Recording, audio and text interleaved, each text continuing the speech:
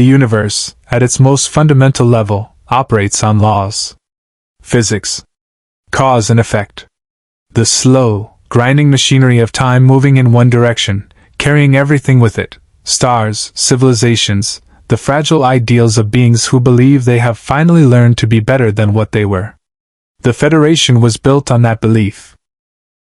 300 years of slow, painful progress towards something resembling wisdom, encoded into treaties and regulations, and a prime directive that said, above all else, do not interfere.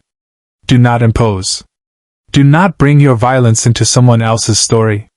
But the Dominion War had already broken that covenant in 100 quiet ways before the night a temporal rift opened in DS9's lower docking ring and deposited something the 24th century was entirely unprepared for. Not a god. Not an alien. Not a soldier in any uniform Starfleet recognized. Just a man. Dressed in black, built like a weapon, with a white skull painted across his chest and eyes that had already seen the worst thing the universe could do to a person and decided, calmly and permanently, that the only appropriate response was to do worse back. If you want to see more characters crash into the Star Trek universe, hit that subscribe button and drop your pick in the comments. Live long and prosper. The shockwave hit DS9 at 0217 station time, registering as a magnitude 4.7 subspace distortion on Ensign Tenmiai's overnight sensor board, sharp enough to wake the gamma shift, but not sharp enough to trigger red alert. The Dominion had been testing a new class of graviton inverter in the Badlands for 3 weeks. Subspace shockwaves were Tuesday. Tenmai logged it, flagged it for O'Brien's morning review, and went back to her Raktajino. She did not notice the chronoton spike buried inside the wave's trailing edge. A needle of temporal energy, dense and focused, lasting exactly 1.3 seconds. Long enough.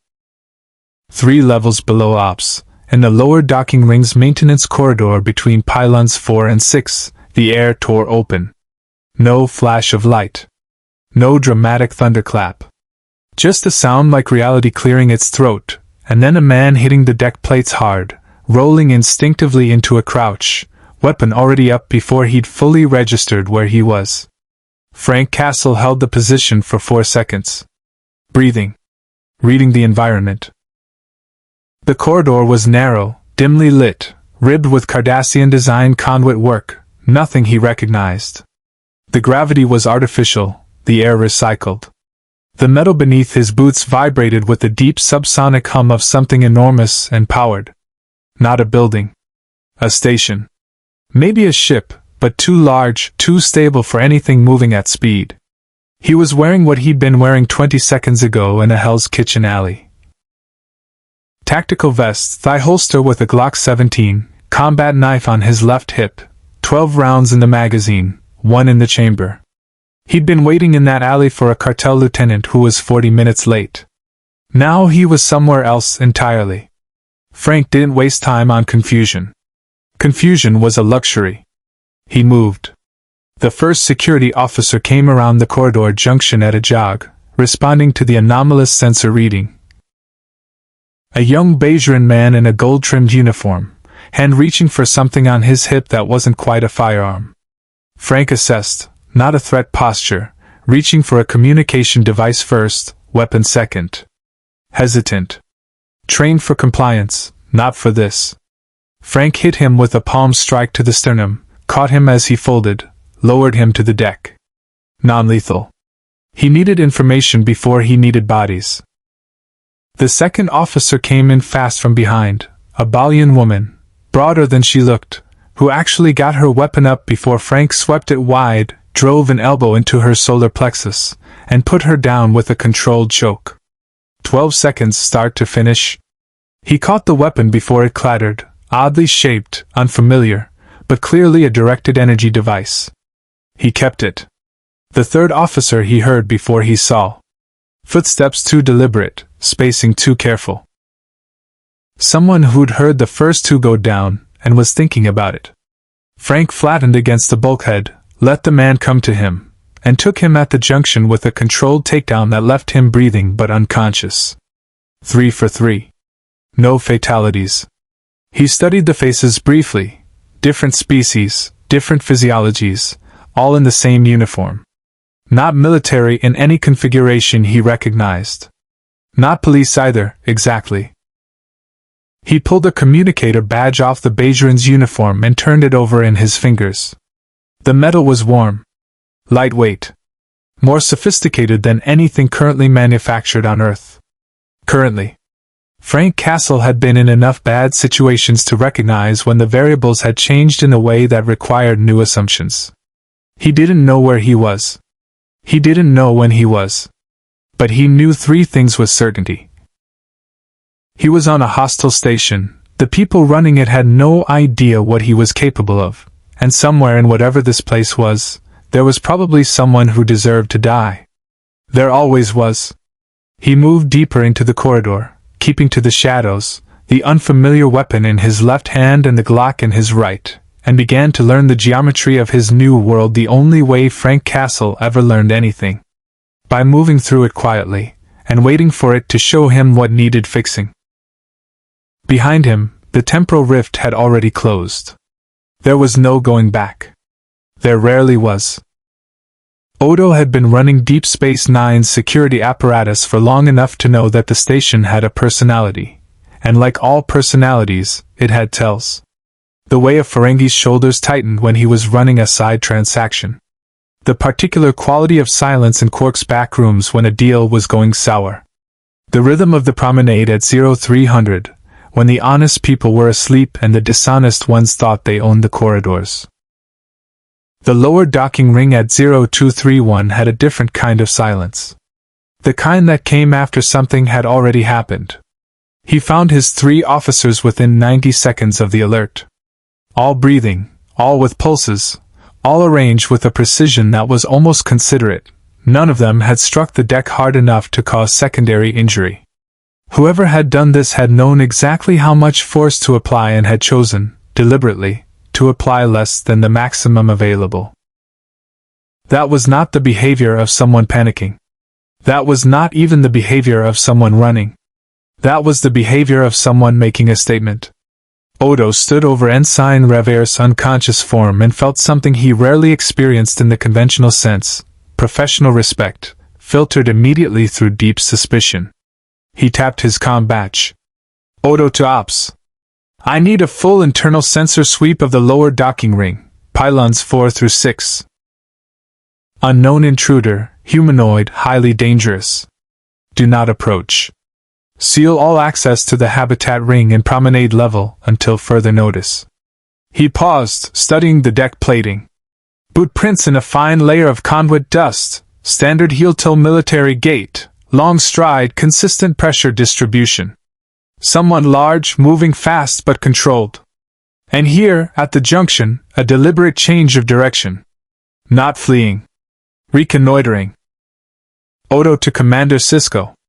The response came after 4 seconds. Sisko had been awake, which meant the shockwave had woken him, which meant his instincts were already running. Go ahead, Constable. We have an intruder. I have 3 officers down, non-fatally, but professionally. The individual is currently somewhere in the lower section and appears to be conducting a survey of the station rather than attempting to escape it. He kept his voice level. I would recommend waking the senior staff. A beat. On my way. By the time Sisko reached Ops, Dax had already isolated 2 more sensor contacts. Brief, partial, the intruder moving through sections with heavy conduit interference that scattered biosign readings. Whatever the man was doing, he understood instinctively which corridors would give him cover from above. Human male, Dax reported, her tone carrying the particular quality of calm that came from 3 centuries of accumulated experience with strange situations. Physiologically unremarkable, baseline Homo sapiens, no cybernetic enhancement, no unusual energy signatures. Cardiovascular output is elevated but controlled. He's not panicking. She paused. He's actually quite relaxed for someone who just appeared on a space station in the 24th century. He may not know what century it is, Bashir offered from the secondary console, where he'd been reviewing the bioscan data Dax had routed him. He'd been in the infirmary when the alert came through. Apparently he'd been up late reviewing field triage protocols, which Sisko noted and did not comment on. His physiology is consistent with early 21st century Earth baseline. No inoculation markers for any post-2050 standard vaccination regimen. No dental reconstruction patterns consistent with modern Federation techniques. And his cortisol and adrenaline management. Bashir paused, frowning at his display. It's remarkable, actually. His stress response is almost entirely suppressed. Not chemically, structurally. Through conditioning. This man has spent a very long time training his nervous system not to panic. A soldier, Worf said from the tactical station, with the particular flatness of someone stating an obvious thing for the record. More than that, Bashir said. The wear patterns on his skeletal structure, the healed fractures, the scar tissue distribution. This man has been in sustained, repeated close-quarters combat for years. Possibly decades. And he's survived it. He looked up. Whoever he is, he's extraordinary in the most purely human way possible. Sisko studied the sensor sweep, the ghost of a contact near the secondary power junction, gone again before the computer could resolve it fully. Can we identify him? Dax was already running the query. Federation Historical Records. Earth Archive Database. Subspace link to Starfleet Intelligence's 21st Century Documentation Catalog. Incomplete, as always, given how much had been lost in the eugenics wars and World War III's digital collapse. The results came back in 40 seconds. Partial match. Confidence rating, 67%. Castle, Frank. Born 1974, New York City, United States of America, Earth. USMC veteran, Special Operations. Classified service record, multiple redactions consistent with Black operations involvement. Declared legally deceased, date contested across multiple municipal jurisdictions. Known alias. The Punisher. Wanted for. The list was long. Sisko read it without expression. He's a killer, Worf said. He's a vigilante, Dax corrected. There's a difference, at least philosophically. He targets criminals. Exclusively, according to what records exist. She tilted her head slightly. A rather singular focus. The distinction will matter very little to anyone he decides qualifies, Odo said over the comm, having patched himself in from the lower ring. Commander, I need parameters. Stun on sight, or attempt verbal contact? Sisko looked at the list again. The names. The organizations. Every entry a predator of some kind, and Frank Castle at the center of it like a fixed point around which violence organized itself. Then he looked at the last flag notation Dax had pulled, a secondary file, cross-reference from a Starfleet Intelligence Deep Archive. A name that had no business being connected to a 21st century vigilante from Hell's Kitchen. Cross-reference query initiated by unknown algorithm. Kevin, Vorta diplomatic envoy, currently aboard DS-9 under ceasefire protection. The computer hadn't made that connection. Frank Castle had, somehow, through whatever temporal fragment had come with him through the rift, triggered a search that shouldn't have been possible. Sisko straightened slowly. Odo. Attempt verbal contact. But take backup. He paused.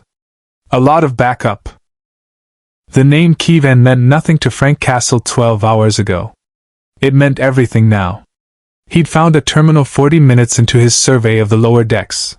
A maintenance interface, simpler than the operational consoles he'd passed, with a touch-based interface that took him 6 minutes to partially navigate. He couldn't access command functions. Couldn't pull schematics or personnel files in any organized way.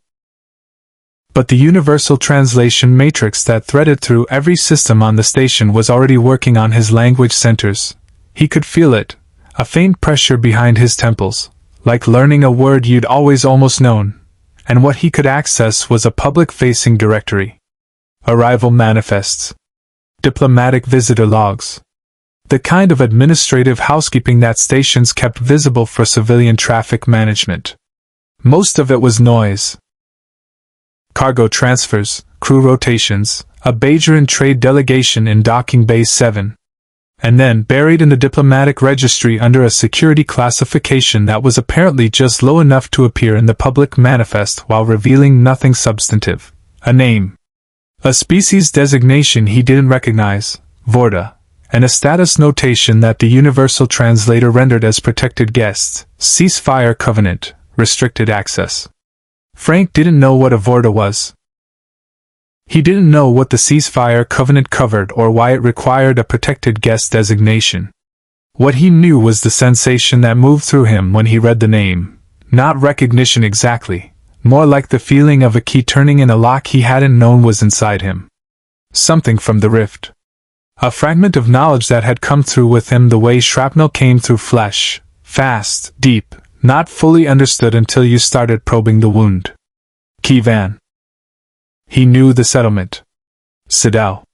He couldn't have told you how he knew it, couldn't reconstruct the memory because it wasn't a memory, it was more like a bruise on his awareness, pressure without source.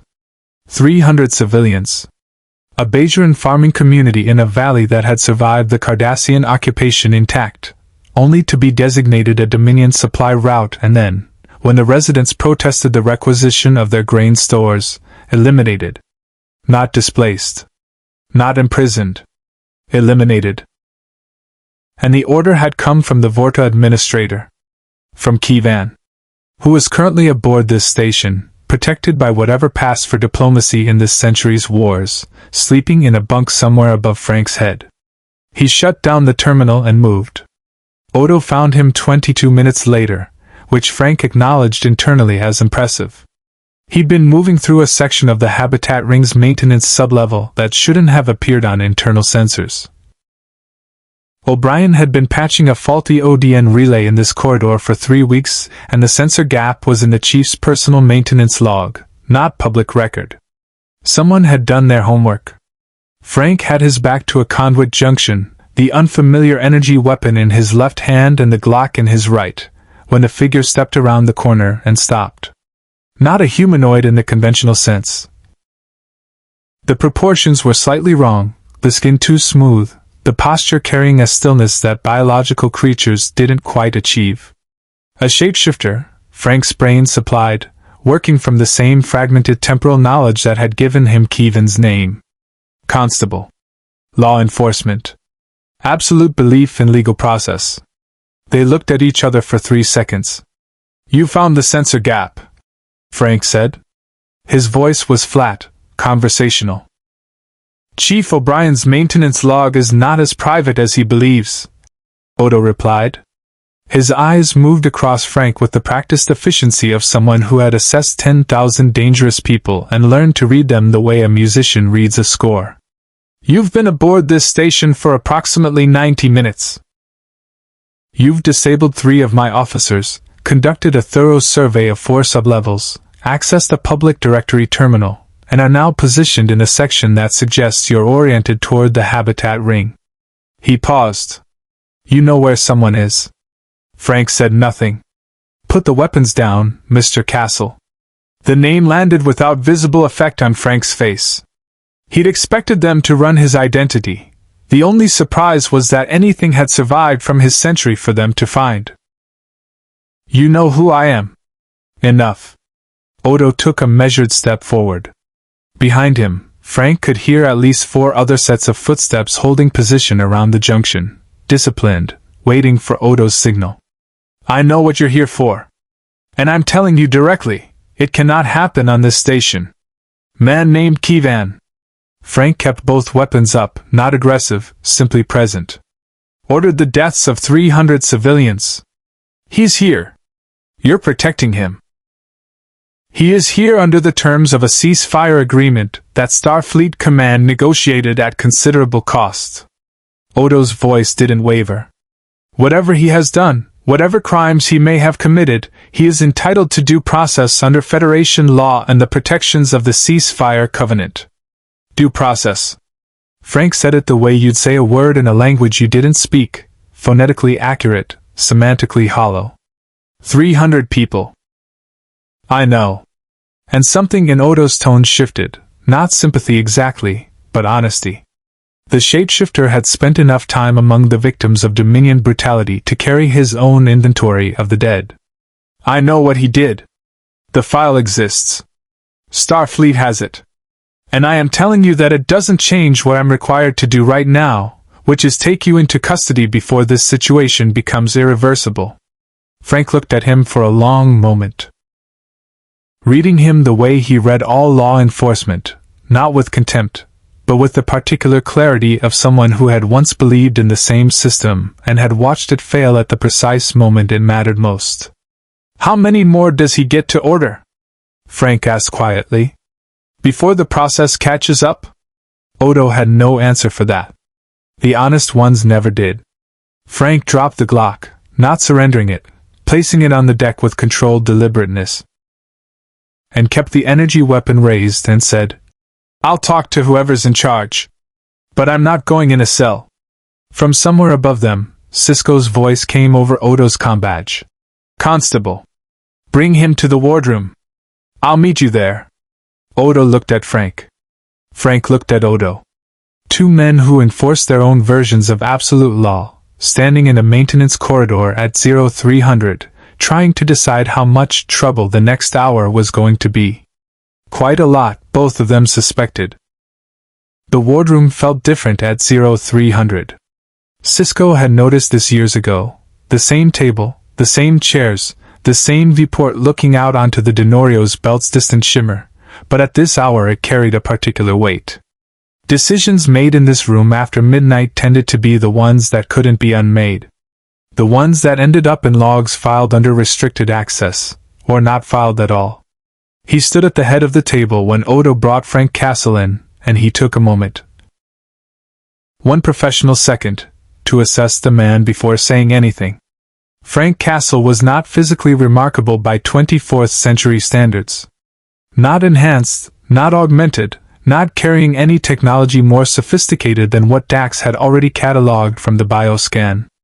Medium height, heavy through the shoulders, a face that had absorbed considerable structural damage over the years and healed into something that communicated, without ambiguity, that the damage had not been the worst part. The skull on his chest was faded, the tactical vest worn to the texture of something that had been through too many situations to count. He moved into the room with the particular economy of someone who had long ago stopped wasting energy on anything that wasn't survival or purpose. He looked at Sisko the way Sisko had been looked at by Jem'Hadar field commanders. Not with hostility. With assessment. Sisko gestured to a chair. Frank didn't take it, which Sisko had expected. He remained standing near the door, not blocking it, just maintaining proximity to options. Odo positioned himself at the room's secondary exit with the stillness of someone who had already calculated every vector of potential movement in the space. Commander Benjamin Sisko, Sisko said. Commanding Officer, Deep Space Nine, Starfleet. Frank Castle. No rank. No affiliation. Just a name delivered like a statement of fact that required no elaboration. I know who you are, Mr. Castle. At least I know what the historical record preserved, which is incomplete, but sufficient. Sisko pulled up the pad he prepared and set it on the table between them without pushing it forward. 21st century Earth. Special operations background. Roughly 15 years of sustained independent operations against criminal organizations on a scale that, by any objective measure, significantly disrupted multiple major criminal networks. He paused. The Federation doesn't celebrate vigilante justice. But I'm capable of reading a record without editorializing. Frank's eyes moved to the pad and back to Sisko's face. You want to tell me about Keyvan? I want you to understand the situation before you make a decision that can't be walked back. Sisko kept his voice level, the particular register he used when he needed someone to actually hear him, not just listen. Keyvan is a Vorta, an administrator in the Dominion hierarchy. Approximately 6 weeks ago, his forces occupied the Sidao Valley on Bajorans and requisitioned civilian food stores for Dominion supply lines. When the Settlements Council formally protested through established channels, Kievan ordered a punitive strike. He let that sit for a moment. 312 people. We have the censor logs. We have the order in Kievan's own recorded voice. Something moved behind Frank's eyes. Not surprise, confirmation. The temporal fragment settling into place with documented reality. Then why is he here? Frank said. Instead of in a cell. Sisko picked up the pad. Set it down again. The gesture of a man who had asked himself the same question and arrived at an answer he didn't like. Because 8 days ago, Starfleet Command negotiated a temporary supply corridor through Dominion-controlled space in the Chintoka system. It gives our forces a resupply route that could shorten this war by months. Possibly end it. He met Frank's eyes directly. The price was Kievan's immunity. The Dominion insisted. Starfleet agreed. The silence that followed had a specific quality. Frank Castle processing the information the way a targeting computer processes variables, not emotionally, not yet, but structurally. Building the picture. Months, Frank said. Potentially. How many people die in those months? Sisko said nothing. Because the answer was tens of thousands, and they both knew it, and the calculus was the kind that kept commanding officers awake at 0300 in empty wardrooms. So you traded him, Frank said. 300 dead civilians, and you traded the man who ordered it for a supply route. I didn't negotiate that agreement, Sisko said quietly. I was informed of it. But you're enforcing it. I'm a Starfleet officer. I operate within a chain of command and a legal framework that exists for reasons that matter, Mr. Castle. The alternative is every officer making unilateral decisions based on personal moral judgment, and that path leads somewhere I've seen and don't intend to revisit. He leaned forward slightly. I am not telling you Kievan deserves protection. I am telling you that his death on this station, right now, could collapse the Chintoka Corridor Agreement, and cost more lives than the 312 he took at Citadel. Frank looked at him for a long time. You believe that? I have to. That's not the same thing. Sisko had no response to that, because it was precisely accurate, and they both knew it. Frank finally moved, not toward the door, toward the chair. He sat slowly, the way a man sat when he was choosing to engage rather than disengage, and he put both hands flat on the table. The weapons were still on him. Odo had not pushed that particular negotiation, apparently deciding that a Frank Castle who chose to sit was more manageable than a Frank Castle who felt cornered. Tell me about the war, Frank said. Sisko studied him. Why? Because I need to know what I'm working with. Frank's eyes were steady, dark, carrying that particular quality of absolute patience that only came from someone who had learned to wait as a weapon. You think I came here to blow up your ceasefire? I came here for one man. But I'm not stupid. I need to understand the board before I make a move. A pause. So tell me about the war. Sisko looked at Odo. Odo's expression communicated nothing, which from Odo was its own kind of communication. Sisko sat down across from Frank Castle, folded his hands on the table, and began to talk. Quark's was never truly closed. The bar had a technical closing time that existed primarily as a formality, a concession to the station's official scheduling protocols that Quark observed with the same sincerity he brought to most regulations, which was to say none whatsoever. At 0400 the Dabo tables were covered and the holosuites were dark, but the bar itself remained accessible to anyone who knew which entrance to use and had sufficient latinum or sufficiently interesting information to trade. Eileen Garrick knew both entrances and carried both currencies. He had been nursing a glass of Canner for 40 minutes when the figure dropped from a Jeffries tube access panel in the ceiling of the bar's back storage room and landed in a combat crouch 3 meters away. Garrick didn't move. He took a measured sip of his drink, and waited for the man to finish assessing the room. You're not security, Frank said. Emphatically not, Garrick agreed pleasantly. Please sit down. I've been expecting you for the better part of an hour. Frank remained standing. His eyes moved across Garrick with the systematic efficiency of a weapons sweep, threat assessment, exit calculation, anomaly identification. Garrick watched him do it with the appreciation of a craftsman recognizing quality work in an unfamiliar medium. The man was extraordinary, in his way. No enhancements, no technology beyond the primitive, and yet he moved through a 24th century space station with the environmental fluency of someone who had spent a lifetime reading hostile architecture. "You know who I am," Frank said. "I know considerably more than Commander Sisko shared with you in the wardroom," Garrick said. "Which is itself more than the commander is entirely comfortable with, but Benjamin tends toward honesty in situations where subtlety would serve him better." He set down his glass. "My name is Garrick. I am, as I tell everyone, a simple tailor." Something shifted in Frank's expression. Not quite a smile, more like the ghost of one, the recognition of a register he understood. "Sure you are. I find the profession suits me. One develops an eye for hidden structures. The way things are put together beneath the surface."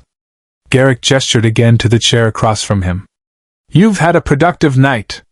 3 security officers, 1 sensor gap, 1 wardroom conversation, and now here. You're mapping the station. Identifying variables. But you're also running out of time, because by morning Sisko will have contingency protocols in place that will make movement considerably more difficult." He paused. "Sit down, Mr. Castle. I have information you need, and you have a quality I find professionally refreshing." Frank sat. He didn't relax. The posture remained operational, weight forward, hands visible but positioned for response.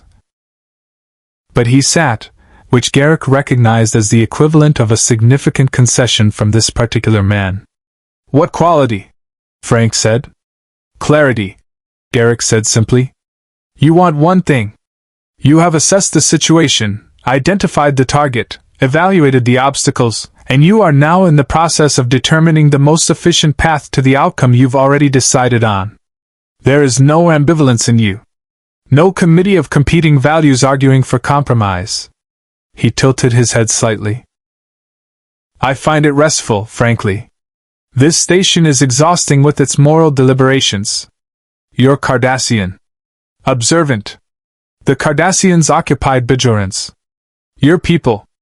My people did terrible things," Garrick said with a directness that was its own kind of weapon. "I am aware of the ledger. I have entries in it myself, if we're being honest, which I prefer to be when honesty costs me nothing." He picked up his canner. "I am not asking you to approve of me, Mr. Castle. I'm asking you to use me. There's a difference, and I suspect you're practical enough to appreciate it." Frank studied him for a long moment with those flat, patient eyes. "Why?" "Because Kievan is not simply a war criminal under Starfleet protection."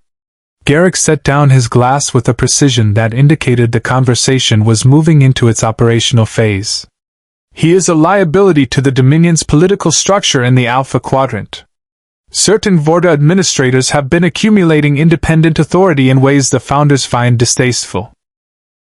Kievan's immunity agreement was not entirely the Dominion's idea. Elements within the Vorta administrative hierarchy arranged it specifically to keep him alive and out of Dominion reach. He has knowledge, recordings, documentation of Founder directives that were issued verbally and then officially denied." He paused to let that settle. "Kievan is protected by Starfleet because he's useful to the war effort. He's protected by his own people because he's dangerous to them. And he has been using both protections to ensure his own survival, while the people of Sadao remain unacknowledged and unavenged." The room was very quiet. Somewhere above them the station hummed with its perpetual mechanical respiration. "The Dominion wants him dead," Frank said. "A faction within the Dominion wants him disappeared quietly. Starfleet Command wants him preserved quietly. And Commander Sisko." Garrick's expression carried something that might have been genuine respect in its most complicated form. "Wants to do the right thing and is currently unable to determine what that is, which is the most dangerous position for a man of his convictions to occupy." "And you," Frank said. What do you want? Garrick considered the question with the seriousness it deserved. I want the war to end, he said finally. I want Cardassia to survive it, which becomes less likely with each month the Dominion uses our territory as a staging ground.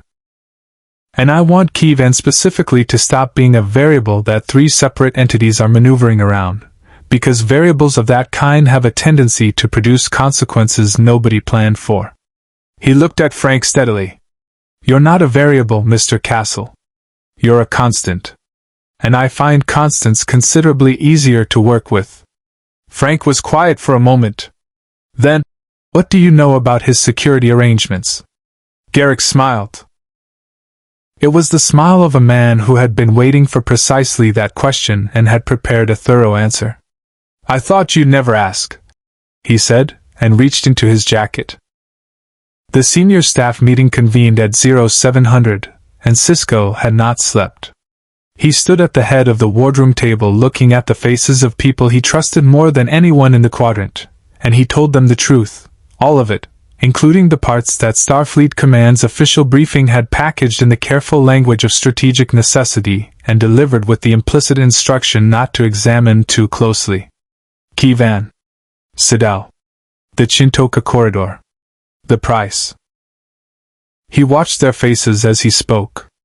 Dax absorbed it with the stillness of someone who had lived through enough political compromises to recognize the shape of this one. Bashir's jaw tightened. The doctor's moral architecture was elaborate and load-bearing, and this particular weight was visibly straining it. Worf said nothing, which from Worf indicated a depth of displeasure that words would have undersold. O'Brien stared at the table with the expression of a man calculating how many people died per day in the Dominion War, and what months actually cost in human terms. Kira didn't stare at anything. Kira looked at Sisko with eyes that had grown up under Cardassian occupation and learned early that the difference between a protector and a collaborator was sometimes just paperwork. 312, she said when he finished. Yes. And he's in Habitat Section 5. Senior Diplomatic Quarters. I've walked past that door. Her voice was controlled in the way that things under extreme pressure were controlled, not calm, but contained. I've walked past that door, Benjamin. I know. And Starfleet Command has made its position clear. He held her gaze. Which is why I'm telling you this now, before the situation develops further, so that every person in this room understands exactly what we're operating within and makes decisions accordingly. The situation, Worf said. You mean Castle? Castle is currently unaccounted for, Odo said from the far end of the table. The admission cost him something. It was visible in the slight tightening around his eyes. He was in the wardroom with Commander Sisko at 0312. He was not in his designated holding area at 0400, because he was never successfully transferred to one. Internal sensors have registered possible contacts in 3 separate sections since then, none confirmed. He is actively evading our sweep pattern. A pause. He is very good. He's a 21st century human with a handgun and a knife, Bashir said, with the tone of someone who wanted that to be more reassuring than it was. He disabled 3 trained security officers in under 60 seconds without killing any of them, Odo replied. He identified and exploited a sensor gap that only exists in Chief O'Brien's personal maintenance log. And he accessed a public directory terminal and made a connection between a temporal fragment and a classified diplomatic registry that our own computer didn't flag. He looked around the table. Do not underestimate him because he lacks technology. He is operating in an environment 3 centuries beyond his own with a fluency that suggests he has adapted faster than any of us would like. Sisko let that settle for a moment. Then, our priority is threefold. First, locate Castle before he reaches Kievan. Second, maintain Kievan's security without alerting the Dominion liaison that there's an active threat on the station. Because if Weyoun's office learns there's an assassin aboard, the ceasefire conversation ends before it starts. Third, he paused. Third, I want Starfleet Command on a secured channel within the hour. Because I intend to formally request that Kievan's immunity status be reviewed in light of the Sidao documentation. Kira looked at him. Something shifted in her expression, not quite hope, because Kira had learned long ago to be careful with hope, but something adjacent to it. The recognition that the man at the head of the table was at least still asking the right questions even when the answers were being withheld. "They'll say no," she said. "Probably," Sisko agreed. "But it goes on the record that I asked. And right now, everything that happens on this station goes on the record." He looked at each of them in turn. Dismissed. "Odo, I want a security perimeter around Habitat Section 5 that doesn't look like a security perimeter. Subtle. Understated. Understated security," Odo said flatly. "On this station. Do your best." The Starfleet command channel opened at 0743 and Admiral Ross appeared on Sisko's screen with the expression of a man who had been briefed before the call connected and had already decided how it was going to end. Sisko made his case in 4 minutes. Clean, documented, referenced the sensor logs and Kievan's recorded order in full. He watched Ross listen with the particular quality of attention that indicated the Admiral was waiting for him to finish rather than actually hearing him. "Benjamin." Ross's voice carried the weight of a man who had made the same calculation 3 times from 3 different angles and arrived at the same answer each time. "The Chintoka Corridor Agreement is not a suggestion. It is a strategic necessity. The Joint Chiefs have assessed. With respect, Admiral, the Joint Chiefs assessed a military equation. I'm presenting a legal and moral one. In wartime, Benjamin, those equations don't always run on the same track." Ross leaned forward slightly. "Kievan stays protected. That is a direct order. I understand that this is difficult. 312 civilians, Admiral." A silence. Not long, 3 seconds at most, but in it Sisko could see something move behind Ross's eyes. Not indifference. Something worse, genuine anguish, compressed into a shape small enough to function inside a command structure. "I know," Ross said quietly. "Protect the corridor. Protect Kievan. That's the order, Benjamin." The channel closed. Sisko sat in the silence of his office for 30 seconds, looking at nothing. Then he stood, straightened his uniform, and walked back out onto Ops to do his job. Kira Nerys had a file on Sidao. She hadn't known that until 0600, when she'd pulled the Bajoran militia's independent intelligence archive, separate from Starfleet's systems, maintained on a dedicated server that reported to the First Minister's office rather than the Federation, and run Kievan's name through it. The militia had been documenting Dominion atrocities since the first week of the occupation, building a record that Bajorans intended to present at whatever war crimes tribunal eventually convened, if one ever did. The Sidao file was 43 pages. Sensor logs, survivor testimony, agricultural records showing the requisition orders, and a series of visual captures from a Bajoran resistance operative who had reached the valley 3 days after the punitive strike. Kira read it in her office with the door closed, and then sat with it for a long time. She had grown up with files like this. Her childhood was built from them, the particular grammar of documented atrocity, the way bureaucratic language sat on top of human suffering like a clean tablecloth over a wound.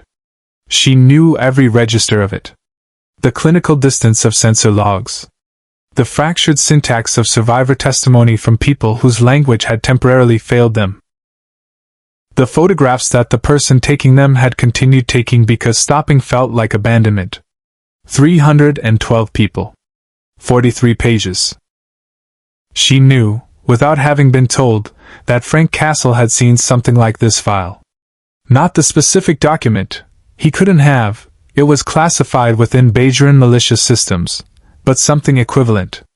The knowledge that lived in the temporal fragment, the bruise of awareness he'd carried through the rift. He knew what Kievan had done the way Kira knew what the Cardassians had done. Not as information but as something that had been pressed into him at a foundational level and changed the shape of everything built on top of it. She closed the file. Opened her office door. and went looking for Frank Castle. She found him, or rather he found her, in the way that Odo's failure to find him suggested he wanted to be found by specific people and not others. She was crossing the lower habitat corridor, taking a longer route than necessary from the militia office to ops, when a hand appeared from a maintenance alcove and drew her inside without violence, firm, directional, not aggressive. She had her phaser up before she'd fully processed the motion. Frank Castle was already 2 steps back, hands partially visible, giving her the angle. Letting her have it. They looked at each other in the dim alcove light. "You've read the file," he said. Not a question. He'd read her face in the half-second before she'd gotten the phaser up, the way he seemed to read everything, fast, accurate, filed immediately into operational awareness. "Yes," she said. She didn't lower the phaser. But she didn't tighten her finger either. "Then you know what he is." "I know what he did." Her voice came out harder than she'd intended, carrying the particular resonance of a Bajran woman who had spent her formative years being told that what she'd witnessed didn't qualify as crimes because the people committing them had paperwork. "I've known what he is since Sisko told us this morning." "And you're still protecting him." "I'm still wearing this uniform," she said. "Those aren't the same thing." Frank looked at her steadily. Something in his assessment shifted, a fractional recalibration. He was reading the distinction she'd drawn and finding it meaningful, which surprised her, because she'd half expected him to reject anything that wasn't absolute. "You know what happens when you protect people like him," Frank said. "You've lived it. The Cardassians who occupied your planet, some of them are walking around free right now because someone decided they were more useful alive than accountable." He paused. How did that feel? Kira's jaw tightened. Because Gul Dukat was an answer to that question she wasn't ready to give out loud to a stranger in a maintenance alcove at 0800. "What I know," she said carefully, "is that the last time someone decided to skip the process and handle a war criminal personally, on this station, it made things worse. Not better. Worse." She met his eyes. "I've wanted to do what you want to do. Many times. I understand the impulse better than you know. But I've also seen what happens to people who only have one tool." Frank was quiet for a moment. "You think I don't know what it costs? I think you've decided the cost is acceptable. I think the cost of not doing it is higher." His voice didn't rise, it never seemed to rise, which was its own kind of intensity. 300 people. And tomorrow he goes back to the Dominion with immunity in his pocket, and orders the next 300. And the next? Because the process decided he was worth more as a bargaining chip than they were as people. Kira said nothing for a long moment. The phaser was still up. Her finger was still still. "I'm not going to help you," she said finally. "I can't. I won't." She held his gaze.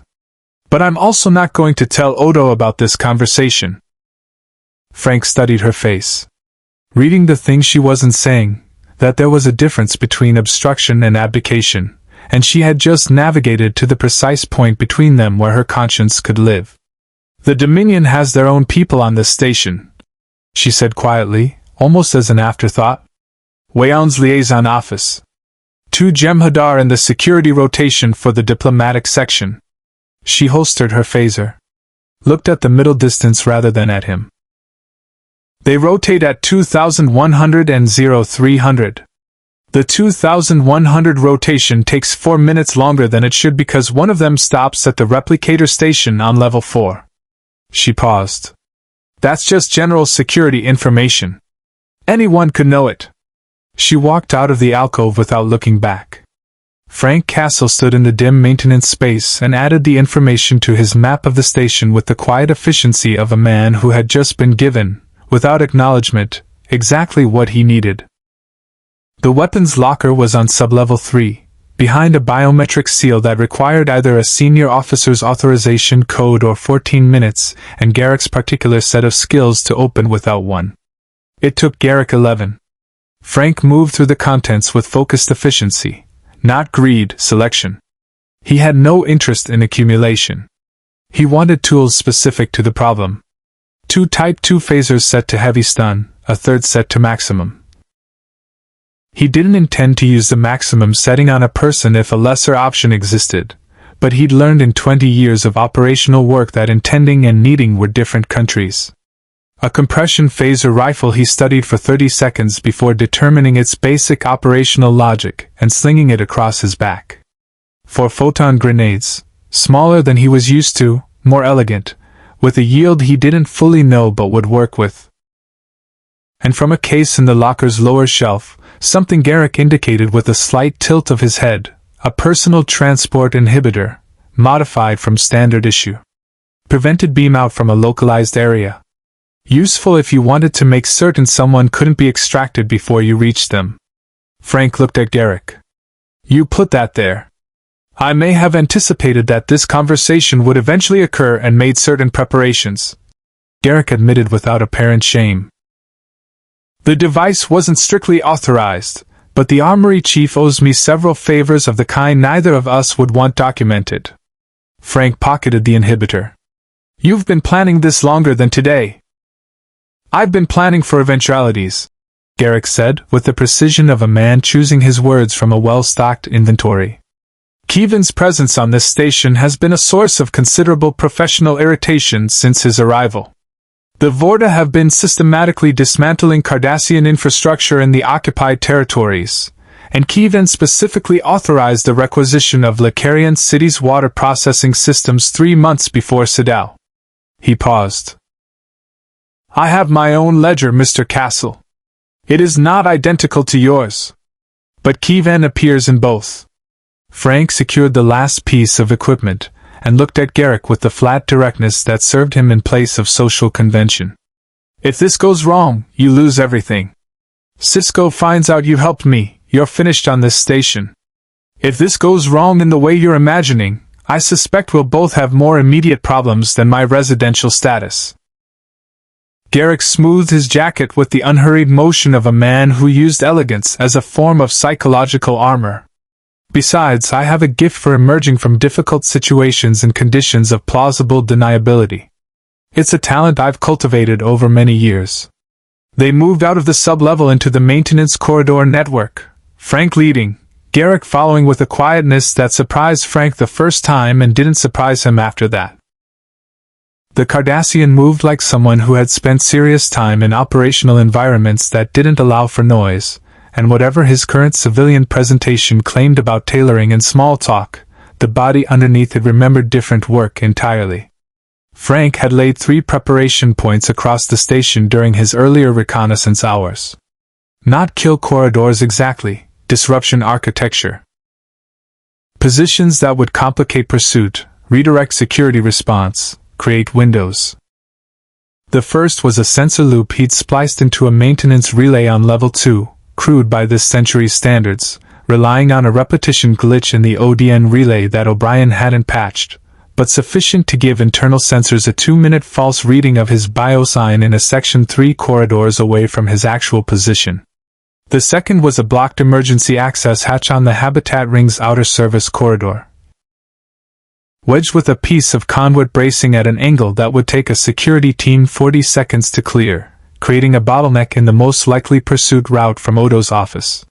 The third was simpler and more direct, a power coupling junction that served the diplomatic section's secondary lighting grid. Pulling it wouldn't kill the primary systems, Starfleet redundancy protocols were thorough. But it would drop the corridor lighting to emergency levels for 3 to 4 minutes before the automatic failover completed. 3 to 4 minutes of low light in a corridor where 2 Jem'Hadar were stationed. Frank didn't want to fight Jem'Hadar if he could avoid it. He knew enough about them from the temporal fragment to know they were engineered for combat in a way that made his own capabilities a serious but not certain counter. The goal was to move through the problem, not over it. He checked his watch, a 21st century analog piece, mechanical, because Frank Castle had always distrusted anything that required a battery in the field, and calculated against Kira's rotation timing. 40 minutes, he said to Garrick. I'll be where I need to be, Garrick replied, and peeled away into a side corridor with the smooth disappearance of a man who had been vanishing from difficult situations since before Frank was born.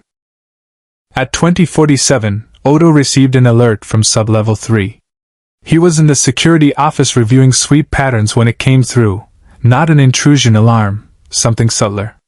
An inventory discrepancy flag from the weapons locker, auto-generated by the system's quarterly audit protocol running 13 days early. Someone had triggered the audit function manually, from inside the locker, which meant someone had been inside the locker. He was moving before the report finished generating.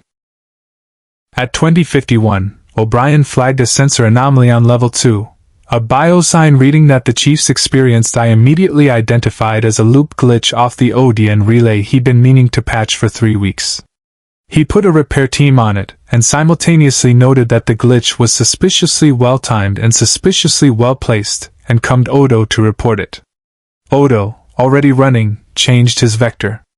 At 2053, the diplomatic section's secondary lighting dropped to emergency levels. At 2054, Sisko's comm badge went active with 3 simultaneous alerts, and he was on his feet before the first one finished. And in the dimmed corridor of Habitat Section 5, Frank Castle moved toward a door he'd been moving towards since the moment he arrived. The door to Kevin's quarters was 30 meters ahead when Frank heard the Jem'Hadar. Not footsteps. They didn't produce conventional footstep noise, their movement too controlled, too precise for the casual heel strike of bipedal locomotion. What he heard was the absence of ambient sound in a specific directional zone, the way a predator displays the natural noise of an environment simply by occupying it with too much focused intent. He'd heard the same quality in jungle operations, in urban environments where trained shooters held position. The sound of something that killed professionally, waiting. He stopped. Pressed flat against the bulkhead. Emergency lighting cast the corridor in amber, good for shadows, bad for the Jem'Hadar's Ketracel-enhanced visual processing, which Frank suspected didn't care much about lighting conditions either way. 2 of them. The rotation Kira had described. They hadn't left for the replicator station yet. The power disruption had altered their pattern, pulling them tighter to the diplomatic section rather than looser. An adaptation? They were good. Frank calculated in the practiced silence of someone who had been running these calculations for 20 years. 2 Jem'Hadar at combat readiness, engineered biology, shroud capability. The temporal fragment told him they could partially phase from visibility under certain conditions. Personal arsenal. 2 Type 2 phasers, compression rifle, for photon grenades, combat knife, the Glock with 11 rounds remaining. He pulled 1 photon grenade, assessed its yield setting. Garrick had indicated medium concussive, enough to disorient without structural damage in an enclosed corridor, and considered the geometry. The corridor bent 15 meters ahead. Both contacts were around that bend. If he moved fast enough after the grenade, he had a window. He threw it in a low arc, stepped back 2 paces, and closed his eyes. The concussion came through the deck plating as much as the air, a deep, percussive thud that rattled the emergency lighting panels and produced a sharp secondary flash even through his closed eyelids. He was moving before the sound finished, around the corner in 3 seconds, and found both Jem'Hadar exactly where the echo told him they'd be. One down, the other staggered, shroud partially disrupted by the concussive interference. Frank hit the standing one with a phaser burst at maximum stun. 2 shots, because Jem'Hadar physiology was documented in the temporal knowledge as resistant to single-application energy weapons, and the second with a controlled physical takedown that used the soldier's own staggered momentum, driving him into the bulkhead with enough force to complete what the grenade had started. 11 seconds from throw to clear. He stepped over the bodies, confirmed both were breathing, and moved to Kevin's door. The biometric lock took 4 seconds with the bypass Garrick had provided, a Cardassian origin decryption tool that the Vorta's security systems, built partially on Cardassian-derived architecture, couldn't fully reject. The door slid open. Kevan was awake. He was standing at the room's viewport, dressed in Vorta diplomatic robes, pale and slight in the way all Vorta were slight, engineered for administration, not combat, their physical fragility a deliberate design choice by founders who wanted their managers to be dependent. He turned when the door opened with an expression that moved through surprise, calculation, and a particular quality of Vorta composure that came from a species that had been cloned so many times death had lost some of its conventional leverage. He looked at Frank Castle, the skull, the weapons, the flat purposeful eyes, and understood immediately that this was not a Starfleet security officer. "You're not from this century," Kevin said. His voice was steady. He was afraid. Frank could see the physiological tells, but the Vorta diplomatic training was running on top of it. "The temporal anomaly. Fascinating. Though I must say your timing is..." "Sit out," Frank said. The word hit differently than anything else could have. Kevin's composure flickered, just briefly, a quarter-second disruption in the diplomatic surface, and underneath it Frank saw something he'd seen on 100 faces across 100 operations. The specific expression of someone who had ordered a terrible thing and had filed it under operational necessity, and had not, despite the filing, entirely stopped knowing what it was. "That was..." Kevin began. 312 people," Frank said. He had the phaser leveled, maximum setting. His hand was completely steady. "I know what it was. A strategic decision in the context of a war that..." "Don't." Frank's voice was quiet. It was always quiet. The people who thought volume was the measure of conviction had never stood in a room with Frank Castle. "I've heard that sentence. I've heard every version of it. Strategic necessity. Operational requirement. Acceptable loss." He took one step forward. "They had names." Kevin was silent. Something in the diplomatic architecture had finally given way, not to guilt exactly, but to the recognition that the usual leverage points weren't present in this room. There was no political framework to invoke. No treaty protection that meant anything to the man holding the weapon. No version of the conversation that ended with Vorta cleverness outmaneuvering what was standing in front of him. "You'll destabilize the ceasefire," Kevin said. A last attempt, not an appeal to mercy, an appeal to pragmatics, because that was the only register of Vorta truly trusted. "The supply corridor. Thousands of lives." "Sisko's problem," Frank said. "Not theirs." The door behind him slid open. Sisko came through it fast, Odo beside him, both weapons up, and stopped. Reading the room in a single sweep. Frank with the phaser leveled. Kevin against the viewport. 2 Jem'Hadar unconscious in the corridor behind them. "Castle." Sisko's voice was controlled, carrying the specific weight of a man who had run the full distance to get here and was now operating on something beyond physical resources. "Stand down." Frank didn't move. "I know what he did," Sisko said. "I know. And I am telling you, as someone who has buried people because of decisions like his, as someone who has looked at the same calculus you're looking at right now, that this is not the way it ends. It's the way it ends for him," Frank said. "And then what?" Sisko stepped forward, not toward Kevin, toward Frank, which was either the bravest or most tactically inadvisable thing he'd done all week. "You go back?" "There's no back. The rift is closed. You're here. And if you pull that trigger, you're here as the man who ended a ceasefire agreement, and cost Starfleet the Chintoka corridor, and put 10,000 more people in the ground." His voice dropped, stripped of command register, carrying something rawer underneath. "Is that the ledger you want? Because I've been keeping mine for 6 years and I'm telling you, every entry has a weight that doesn't go away." The room was completely still. Frank's eyes moved from Kevin to Sisko. Reading him the way he read everyone, for the truth underneath the position.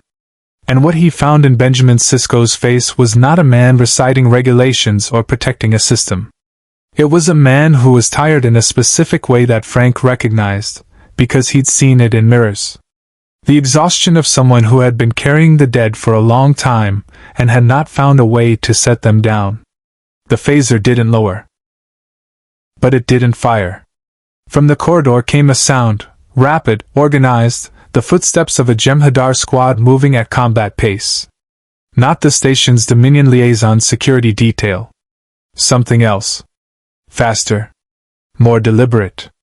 Garrick's voice came over a stolen comm badge in Frank's vest pocket. Quiet, precise, professionally calm.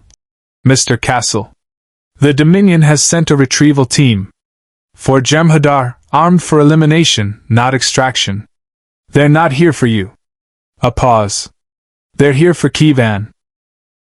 It appears his political liabilities have reached their conclusion point from the other direction. Kivan heard it.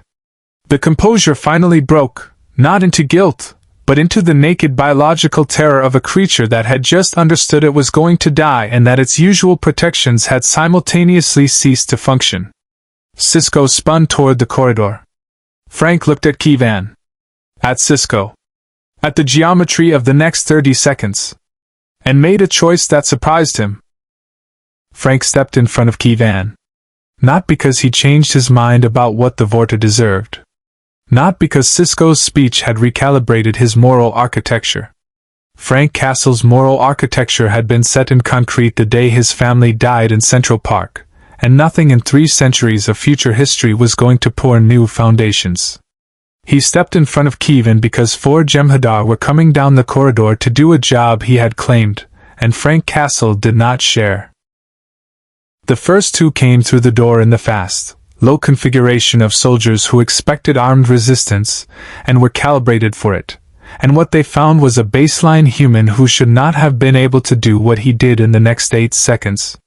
Frank took the first one with a phaser burst that he'd already calculated for Jem'Hadar-resistant physiology. 2 shots, staggered interval, targeting the neural cluster at the base of the neck where the Ketracell white feed tube created a secondary physiological vulnerability.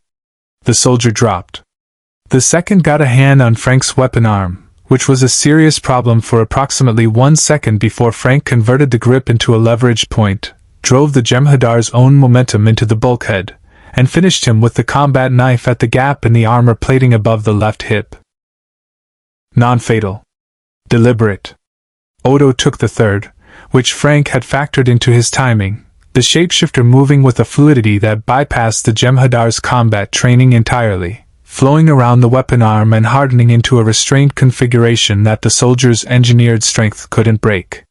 The fourth stopped in the doorway when it processed the mathematics of the room, 2 of its unit down in under 10 seconds, 1 engaged, Sisko with a phaser aimed at its center mass. And made the Jem'Hadar calculation, which was never retreat but was occasionally tactical pause. Worf arrived through the corridor's far junction with 2 security officers, and the tactical pause became a resolution. The room settled. Heavy, loud with breathing, the particular quality of a contained crisis that had just crossed its apex and was now on the other side of it. Kivan was pressed against the viewport, alive, watching Frank Castle with an expression that didn't have a diplomatic category. A Vorta faced with the fact that his survival, in this specific moment, had been preserved by the man who had come to kill him, not out of mercy but out of something the Vorta hierarchy had no framework for. Proprietary violence. Frank had come here to end Kivan, and that meant Kivan was Frank's, and no Dominion retrieval squad was going to take that away from him. The logic was Frank's alone. It was impeccable and deeply disturbing in equal measure. Sisko looked at Frank across the room. Frank looked back. The phaser was still in Frank's hand, still oriented generally toward the space Kivan occupied. "It's over," Sisko said. "Not yet," Frank said. Sisko held his gaze for a long moment. Then he did something that Odo later described in his security log as the most tactically unorthodox command decision he'd witnessed in 6 years on the station. He lowered his own weapon. Not to holster, just down, angle broken, the symbolic weight of the gesture unmistakable. "I'm filing a formal war crimes complaint with the Federation Council tonight," Sisko said. "Kivan's name, the Sidao documentation, the sensor logs. All of it. On the record under my command authority, with a request for independent tribunal review." His voice carried no equivocation. "It may go nowhere. Probably will, in wartime. But it exists. It can't be unfiled. And when this war ends, he paused. Wars end, Mr. Castle. Even the ones that feel permanent. And when this one ends, that record will be there. Frank was quiet for a very long time. It's not enough, he said finally. No, Sisko agreed. It's not. Another silence. Frank looked at Keyvan, at the pale, frightened face of a man who had signed an order and watched 300 people die with the administrative distance of someone processing paperwork. Who had slept afterward? Who had continued? Then Frank Castle lowered the phaser. Not surrendering it. Lowering it. It was not forgiveness. It was not a concession that Sisko had been right. It was the decision of a man who had run the calculation one more time in the only way Frank ran calculations, completely, without sentiment, and had arrived at a number he could live with. Barely. But live with. He handed the phaser to Odo, who took it with the expression of someone who had expected this moment to go differently, and was processing the surprise with characteristic composure. Odo's security report, filed at 0213 the following morning, documented the retrieval of 2 unauthorized Type 2 phasers, 1 compression rifle, 3 photon grenades, 1 expended, and 1 personal transport inhibitor of non-standard manufacture from the individual designated Castle, Frank. The report noted that the subject had been remanded to secure medical quarters pending determination of his temporal status, and that the diplomatic section had sustained minor damage consistent with a security engagement. Keyvan remained in protective custody, his immunity status under formal review pending Commander Sisko's war crimes submission. The 4 Jem'Hadar retrieval team was detained and the incident flagged as a violation of the ceasefire covenant's prohibition on armed Dominion operations aboard DS-9. Weyoun's liaison office issued a statement describing the team as acting without authorization and expressing the Dominion's continued commitment to the ceasefire's terms, which everyone on the station read as exactly the political face-saving it was. Garrick was not mentioned in any report. He was rarely mentioned in any report. Bashir found Frank in the medical ward at 0600, sitting on the edge of the biobed with the stillness of someone who had been awake all night and had stopped noticing. The doctor ran a scan without asking, reviewed the results without commenting, and then set a cup of coffee, genuine, replicated from an Earth Archive blend, on the tray beside Frank's hand. Frank looked at it. Picked it up. Drank it. The temporal mechanics are, Bashir began. I'm not going back, Frank said. I was going to say complicated, Bashir finished carefully. The chronotin signature has dissipated. A natural reopening of the same rift is statistically very unlikely. But there are theoretical. I'm not going back, Frank said again. Not with despair. Not with resignation. With the flat finality of a man recalibrating to a new operational reality, and moving forward from it, because that was the only direction Frank Castle had ever been able to move. Bashir sat down across from him. He had the expression of a doctor who had learned, over years of working in a place where extraordinary things happen to ordinary people, when to talk and when to simply be present. They sat in silence for a while. The station hummed around them. He's still alive, Frank said eventually. Yes. Sisko filed the complaint. Last night. I heard. Bashir paused. For what it's worth, and I understand if the answer is nothing. I think it mattered that you were here. That someone stood in that corridor and made the people in this station look directly at what they'd agreed to look away from. That has a weight, even if it doesn't feel like one. Frank considered this. People are still dead. Yes, Bashir said simply. They are. Nothing about that was better. Neither of them pretended it was. 3 days later, Sisko found Frank on the upper level of the promenade at 0500, looking out at the wormhole's distant position in the Denorio's belt. The Celestial Temple, the Bajorans called it. A door in space that opened on the other side of the galaxy, that housed beings who experienced time as a single, simultaneous, non-linear totality. Sisko stood beside him for a moment without speaking. Kira asked me to tell you, Sisko said finally, that the Bajoran Militia's War Crimes Tribunal has formally adopted the Sadao file. It's their record now, independent of Federation jurisdiction. Whatever happens with my complaint, Bajorans has it. Frank didn't respond immediately. But something in the line of his shoulders, barely perceptible, the kind of shift that only registered if you were watching for it, settled fractionally. What happens to me? Frank said. That, Sisko said, is a conversation I'm still having with Starfleet Command. You're technically a temporal anomaly, which puts you in a regulatory category that hasn't been tested often. He paused. But I have some latitude in how I interpret the situation. And I'm choosing to interpret it as, you're a human being from Earth who ended up somewhere he didn't choose, did the best he could with the tools he had, and is now in need of a context in which to exist. Frank looked at him. You're giving me a place on the station. I'm giving you a situation that requires continued evaluation, Sisko said carefully, which is Starfleet's way of saying yes while maintaining procedural cover. He almost smiled. Odo is not happy about it. He'll live. He will. Sisko looked out at the stars.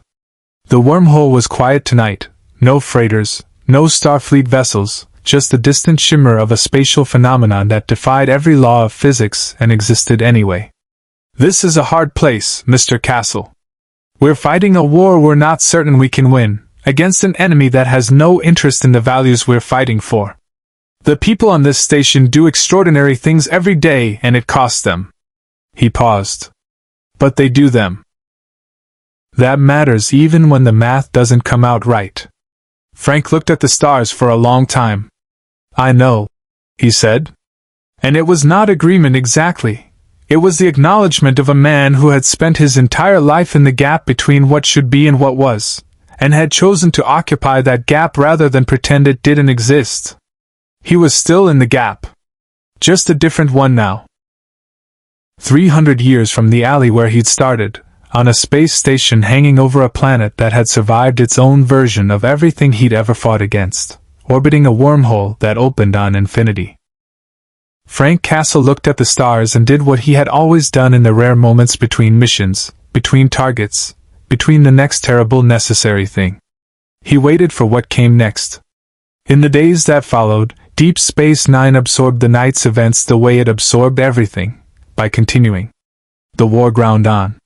The Chintoka corridor held, its strategic value undiminished by the complications of one night's reckoning. Keaton remained in custody, his immunity under review, his future uncertain in the way that all futures were uncertain in wartime. Sisko's war crimes submission moved through Federation bureaucratic channels at the pace such things moved, which was slow, which was its own form of violence against the dead. Odo updated his security protocols in 3 specific ways he declined to discuss publicly. Garrick completed alterations on a Bajoran minister's ceremonial robe and made no reference to recent events in any conversation, which was precisely as suspicious as it would have been had he mentioned them. And on the upper level of the promenade, at hours when the station was quiet and the stars were clear, a man in a faded tactical vest with a skull on his chest kept watch over a place that was not his home and never would be. And kept it, in the way he kept everything, completely and without reservation.